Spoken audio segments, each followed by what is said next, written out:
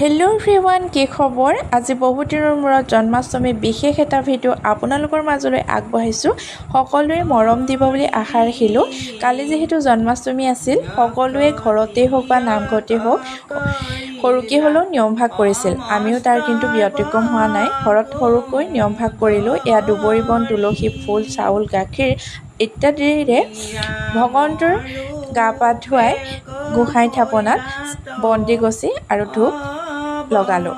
সকলোৰে মংগল কামনা কৰি ভগৱন্তৰ শ্ৰীচৰণত এটি সেৱা আগবঢ়ালোঁ। আৰু তামোল পাণ অবিহনে আমাৰ অসমীয়াৰ সকলো নীতি নিয়ম আধৰুৱা নহয় জানো?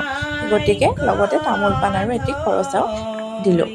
এয়া মায়ে আকৌ কীৰ্তন পাঠ কৰিম বুলি ভাবিলে, সেইবাবে প্ৰসাদখিনি আগবঢ়াই লগতে তেওঁ কীৰ্তন পাঠ কৰিছে।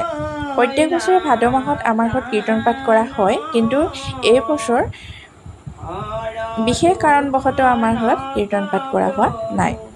গতিকে কালিৰ দিনটোতে তেওঁ অলপমান কীৰ্তন পাঠো কৰিলে। আৰু এইপিনে মই বনাইছোঁ পায়স কাৰ কাৰ প্ৰিয় বাৰু।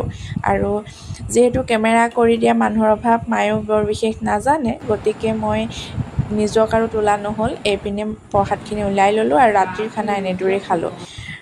আৰু এয়া দুখনমান মোক ফটো তুলি দিলে। মই মোৰ ফটোকেইখনৰ পৰা এই ভিডিঅ'টো বিদায় মাগিছোঁ। সকলোকে ধন্যবাদ। কেনেকুৱা লাগিলে কমেণ্টত জনাবলৈ নাপাহৰিব। বাই।